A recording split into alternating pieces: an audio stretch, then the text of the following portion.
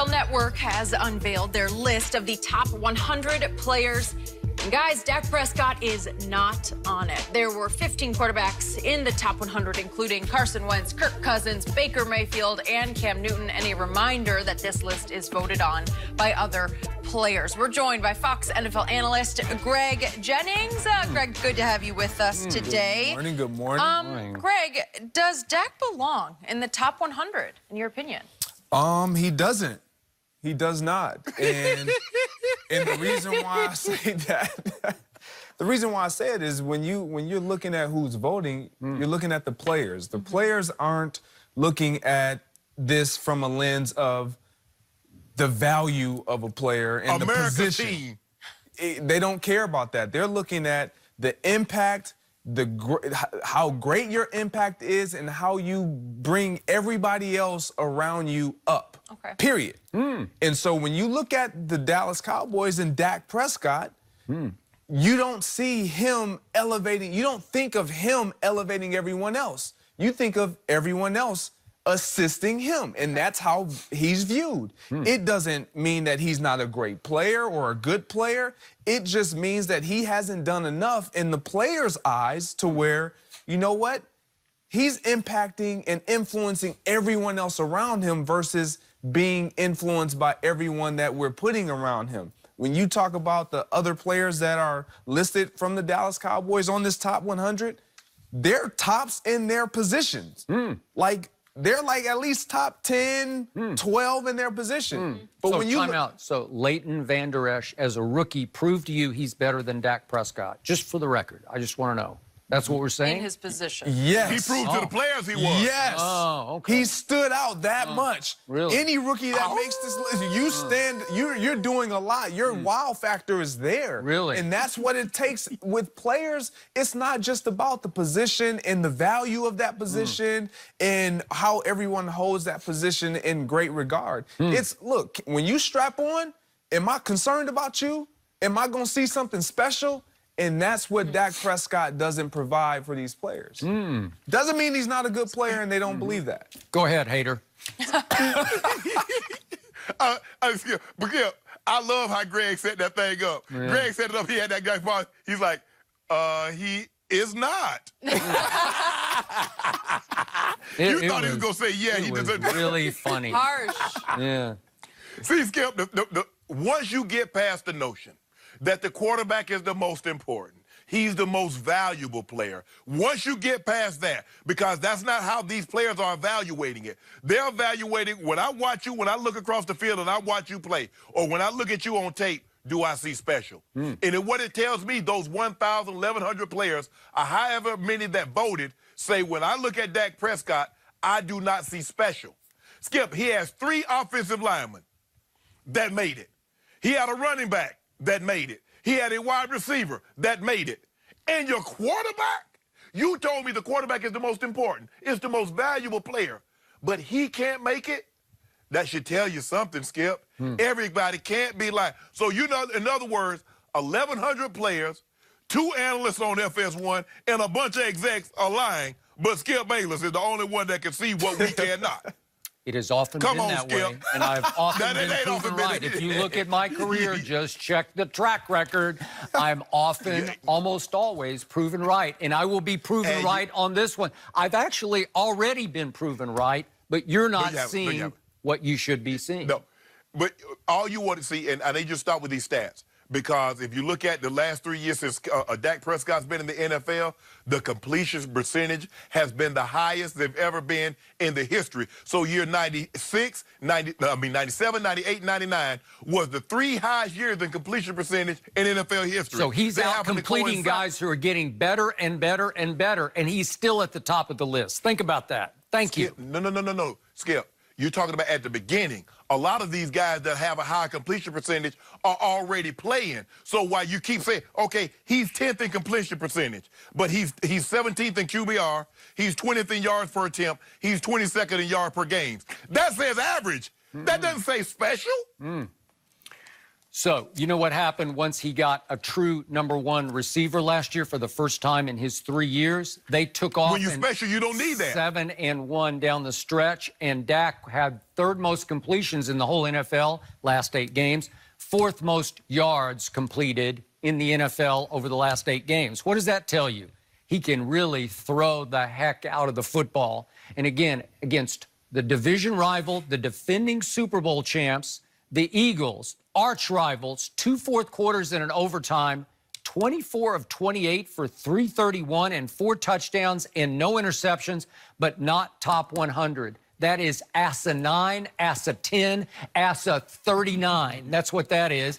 Or maybe I should say asa 97, because 97th on the top 100 was the cornerback Byron Jones. So you're telling me Byron Jones is better, more valuable than Dak Prescott? Baloney, hogwash. It's not about that. It's not. Yes, it is. Yes, it is. Sorry. And by the way, so Byron Jones is more valuable than these other quarterbacks who did not make the top 100. Derek Carr, Matt Stafford, Jameis, Andy Dalton, Flacco, Nick Foles, the Super Bowl MVP. How about Lamar Jackson? And how about Jimmy G? So wait a second. Any executive would take Byron Jones over any of those quarterbacks who didn't make the top 100, balderdash. No, because it's just you're wrong. looking solely at value. Sorry. Exactly. That's what it is. Who would you take? No, it's not. Who would you take? No, that's not what it said. Hold on. If I'm not mistaken, Jenny, can you read, is it top 100 players or top 100 valuable players or players based on value? Well, there's no definition. It's just the top 100. Who would you take? Okay, would you take that guy or that guy? I'm taking my guy over 3 in the top 10. I'll take him over Byron Jones. Timeout. I'll take him over Julio. I'll take him over AB. I'll take him over Todd Gurley right here, right now, and I'll beat both of you. If we start our teams right here, right now, my quarterback is 30. He's 32-16 over his first 3 years. See, I hate those numbers because that's a collaborative stat. That's a team stat. That's not a Dak Prescott stat. Anybody in the Cowboy locker room would tell you, on or off the record, the unquestioned leader of that football team is Dak Prescott. He's the most durable quarterback. I'll agree to that. Okay, he hadn't missed a game yet.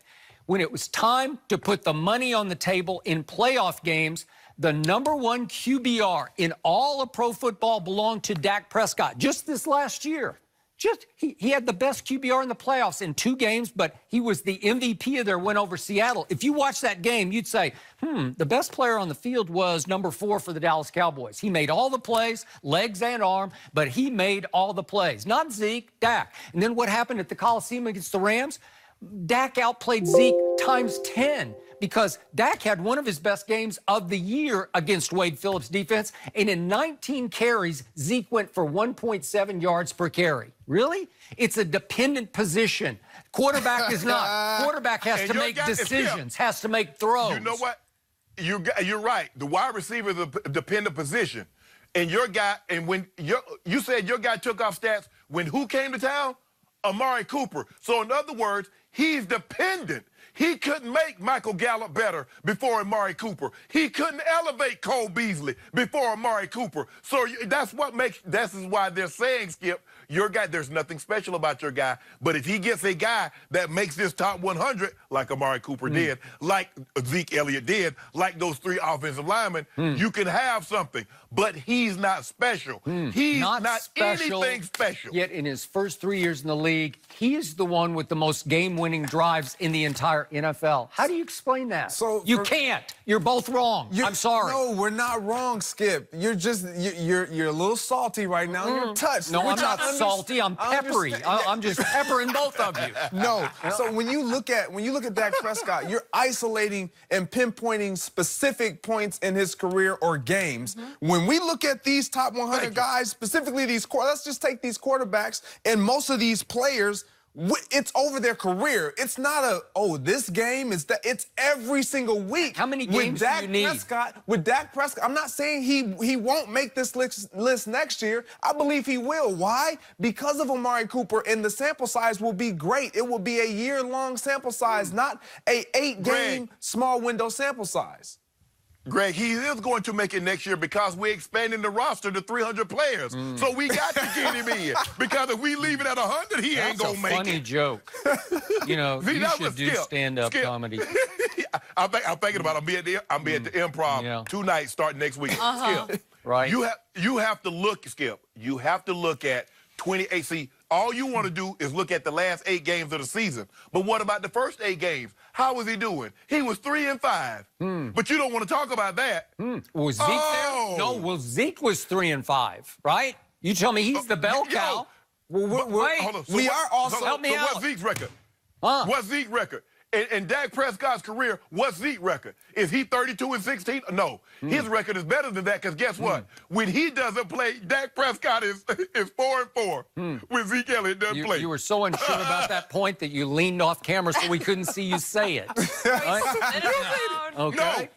No. So here's the point. You say, give me a body of work. 3 games against Aaron Rodgers, he outplayed him, said QBR, all 3 times. 2 games against Jared Goff, who's ranked 32nd on this list, outplayed him both times, said QBR. I'm sorry, that's a big body of work. You can't argue against it. You're adding in playoff games when we understand these games that the players have voted, they're regular season games. You know what? I don't even care about this. My guy's going to be so inspired. You care. My guy's going to be so motivated this year because he is backing me up. What is my premise the whole offseason? Most underappreciated, underrated, overlooked quarterback in the NFL has become my quarterback. And good for him. Breakout year is coming. And you guys are going to be in big trouble. Hey, Skip Bayless, before we go, you mentioned the 3 games against Aaron Rodgers and the two games against Jared Goff. He has a high QBR in all 5 games. But if you don't mind, can you tell the people at home what's his record in those 5 games against Aaron Rodgers and Jared Goff? 1-4, but it wasn't his fault. 1-4, but it wasn't his fault. We are going to leave it on that note. Greg, thank you for joining us. How about this, guys? Yesterday, Baker Mayfield said he is not a jackass. Is he right? That is the first time I've ever said that on live TV. We will tell you about it next.